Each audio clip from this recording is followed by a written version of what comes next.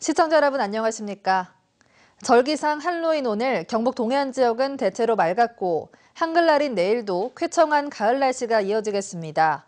오늘 낮 최고 기온은 경주 27도, 포항 26도 등 22도에서 26도로 낮 한때 조금 더웠습니다. 내일 아침 최저 기온은 12에서 16도를, 낮 최고 기온은 21도에서 23도의 분포로 낮과 밤의 기온차가 크겠습니다. 바다의 물결은 동해 전해상에서 0.5에서 1.5m로 일겠습니다.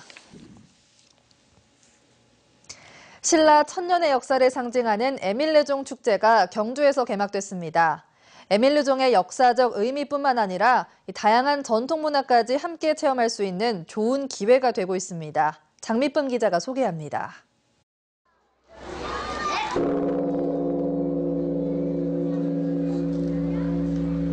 세계에서 가장 아름다운 소리를 내는 1200년 된 성덕대왕 신종, 에밀레종입니다.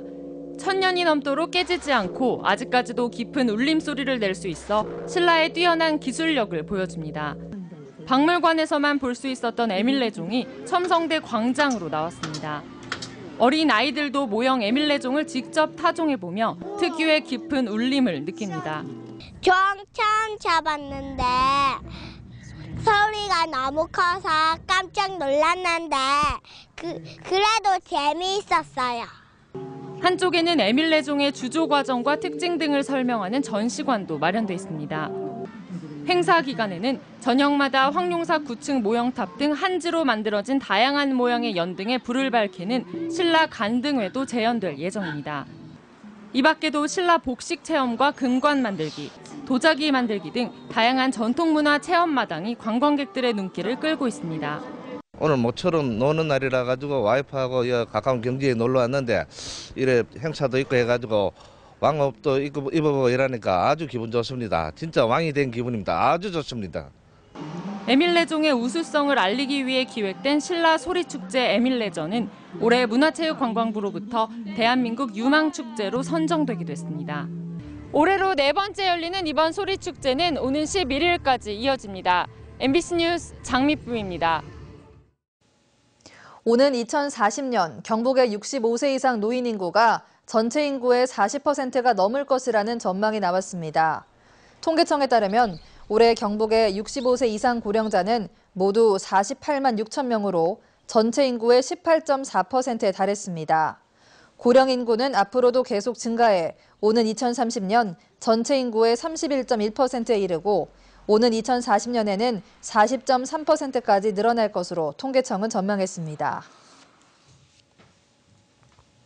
전국 지방자치단체 가운데 절반 넘는 곳이 기간제 근로자를 차별하는 등 법을 위반하는 사례가 많은 것으로 드러났습니다. 국회 환경노동위원회 장하나 의원이 지자체에서 일하는 기간제 근로자의 임금 차별 실태를 조사한 자료에 따르면 차별 사례가 있는 지자체는 전체 59%인 139곳에 달했고 임금 자료를 확보한 대부분의 지자체에서 임금과 복리후생에서 법을 위반해 차별한 것으로 나타났습니다. 장 의원은 노동부가 이런 실태를 전혀 파악하지 못하고 있다면서 노동관계의 기초질서인 차별 문제도 해결하지 못하는 노동부가 노동개혁을 이야기할 자격이 있는지 의문이라고 지적했습니다. 국가 R&D 예산을 투입한 장비 상당수가 제대로 활용되지 않고 있어 예산을 낭비하고 있는 것으로 드러났습니다. 정의당 김재남 의원이 한국산업기술평가관리원에서 제출받은 자료를 분석한 결과 국가 R&D 장비 활용도는 2013년 49.8%, 2014년에도 55.7%에 불과했고 2013년 이후 구입한 장비 65개, 81억 원어치는 사용 실적이 아예 없는 것으로 나타났습니다. 같은 기간 사용 실적이 총 10시간 미만인 장비도 94개, 140억 원어치에 달했는데 경북 지역에선 경북바이오산업연구원의 음료 포장 시스템과 경북대학교의 레이저 가공 시스템, 구미전자정보기술원의 화학연구장비 등이 포함됐습니다. 어제 열렸던 문화재청에 대한 국정감사에서 경산 임당동 고분군 도굴 사건 등 허술한 문화재 관리 문제가 도마에 올랐습니다. 박홍근 의원을 비롯한 국회의원들은 문화재청이 지난 4월 경산 임당동 고분군에서 전문가와 함께 현장 조사를 하고도 도굴 사실을 모른 채 엉터리 해명 자료를 냈다고 비판했습니다. 또 지난해 이후 발생한 도굴 사건 4건 모두 고분군과 분묘에서 발생했지만 문화재청이 현황조차 파악하지 못해 추가 피해가 우려된다고 지적했습니다. 이에 대해 문화재청장은 지자체가 위탁 관리하고 있는 고분군을 전수조사하는 등 긴급 대책을 마련하겠다고 밝혔습니다.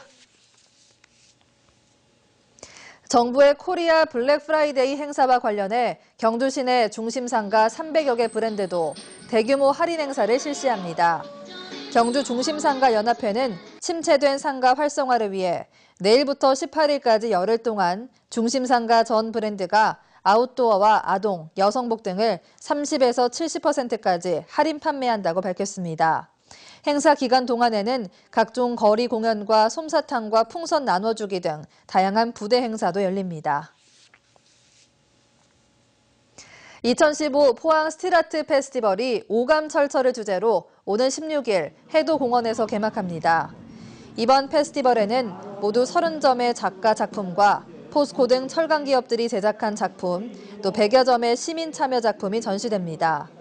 또 아트 자전거를 타고 현장을 둘러보거나 이 시대 철인을 찾는 이벤트존과 대장간 체험 등 다양한 체험 행사도 마련됩니다.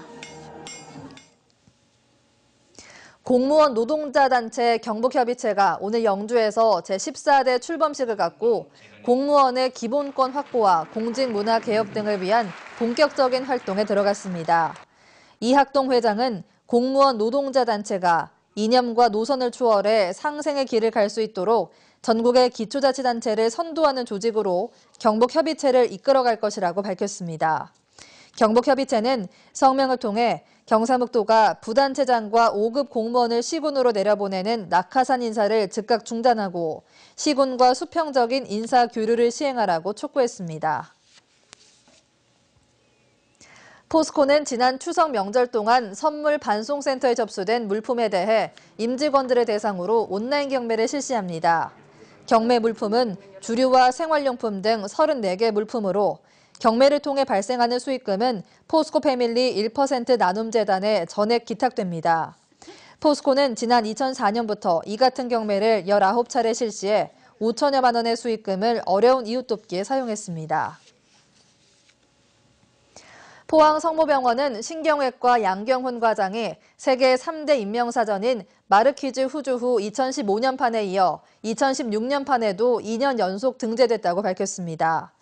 양 과장은 포항에서 처음으로 경추 플라스마 수액 성형술과 꼬리뼈 내시경 제거술을 도입했습니다.